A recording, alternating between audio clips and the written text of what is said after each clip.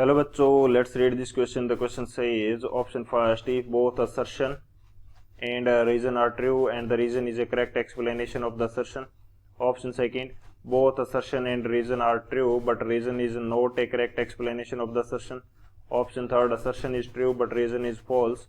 Option fourth, assertion is false but reason is true. Assertion: the degree of dissociation of a weak base increases on dilution. The value of के be increases on dilution. तो इस question के अंदर हमें क्या बोल रखा है कि डिग्री ऑफ डिसोसिएशन जो होती है वीक बेस की वो इंक्रीज करती है डाइल्यूशन के ऊपर. रीजन इसका दे रखा है कि जो के बी होता है वो भी डाइल्यूशन करने पर इंक्रीज होगा.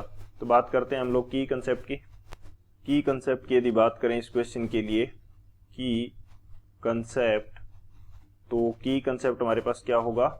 फर्स्ट की कंसेप्ट के अंदर हम देखते हैं कि डिग्री ऑफ डिसोसिएशन हम किस प्रकार से फाइंड आउट करेंगे. डिग्री ऑफ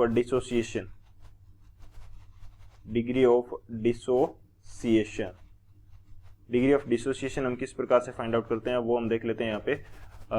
मैं यहाँ पे मान लेता हूँ कि मेरे पास कोई वीक बेस है BOH. तो ये किस प्रकार से आयोनाइज होगा.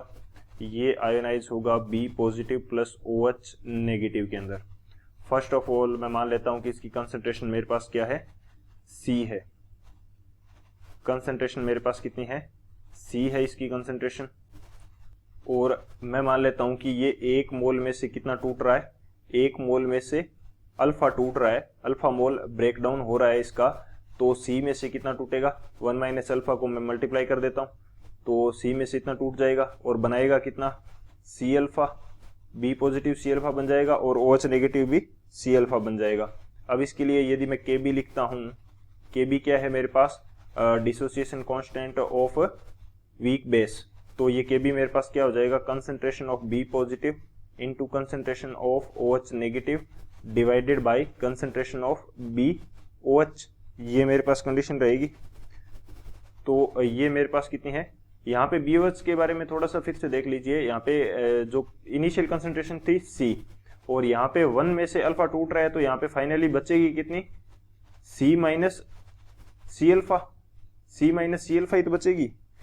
तो वहां से मैंने C कॉमन ले लिया. जैसे पहले कंसंट्रेशन क्या थी, C थी, इसमें से C अल्फा टूट गई तो बची कितनी फाइनली, C1 माइनस अल्फा बच गई. ये कंडीशन मैं आपको समझाना चाह रहा था और आगे बन गई C अल्फा. सो बेसिकली ये हमारे पास है. तो B पॉजिटिव की कंसंट्रेशन कितनी है, C अल्फा, और OH नेगेटिव की भी कितनी है, C alpha, divided by BOH की कंसंट्रेशन कितनी बची, C ब्रैकेट में 1 माइनस अल्फा. तो ऊपर बच गया C स्क्वायर अल्फा स्क्वायर और नीचे बच गया मेरे पास C 1 माइनस अल्फा. तो एक C से ये एक C कैंसिल आउट हो जाएगा. सो यहाँ से KB कितना आ जाएगा, ये आ जाएगा alpha square C 1 minus alpha. अब अल्फा हमारे पास क्या है, डिग्री ऑफ डिसोसिएशन. यहाँ पे अल्फा क्या है, डिग्री ऑफ डिसोसिएशन है, डिग्री ऑफ डिसोसिएशन.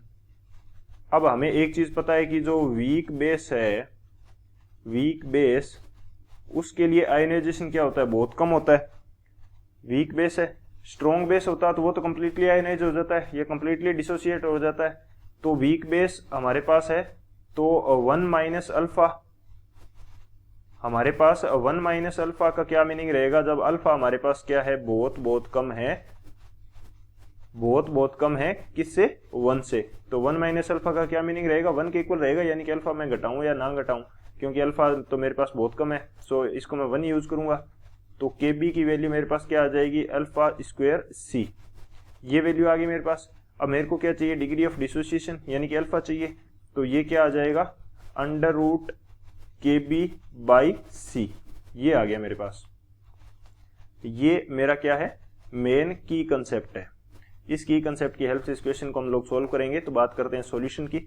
अब यदि बात की जाए सॉल्यूशन की, तो हमें बोल रहा है कि डाइल्यूशन इंक्रीज कर रहे हैं हम लोग, डाइल्यूशन इंक्रीज कर रहे हैं, यानी कि कंसंट्रेशन C क्या कर रहे हैं, डिक्रीज कर रहे हैं. और हमारे पास अल्फा क्या है, अल्फा जो है वो इनवर्सली प्रोपोर्शनल है 1 बाई रूट C के. अब C की वैल्यू जितनी कम करेंगे हमारे पास अल्फा उतना ही बढ़ेगा. सो C की वैल्यू हम जितनी कम करेंगे, डिग्री ऑफ डिसोसिएशन जो है वो हमारे पास इंक्रीज होगा. तो हमारे पास एक तो असर्शन स्टेटमेंट जो है वो क्या है, करेक्ट है कि डाइल्यूशन करने पर डिग्री ऑफ डिसोसिएशन जो होती है वीक बेस की वो क्या होगी, इंक्रीज होगी। और सेकंड हमें रीजन दे रखा है the value of weak KB increases on dilution. KB हमारे पास क्या है, केबी जो है वो हमारे पास है डिसोसिएशन कांस्टेंट। केबी हमारे पास क्या है, डिसोसिएशन कांस्टेंट है। कांस्टेंट का मीनिंग होता है कि इसकी वैल्यू चेंज नहीं होती फॉर्मूला के अकॉर्डिंग। ये डिपेंड करता है on nature of base. Base जो है हमारा वो वीक है या स्ट्रॉन्ग है उसकी नेचर पे डिपेंड करता है, अदर कोई फैक्टर के ऊपर ये डिपेंड नहीं करेगा। बेसिकली हमारे पास फॉर्मूला तो ये आ रहा है KB is equal to alpha square C।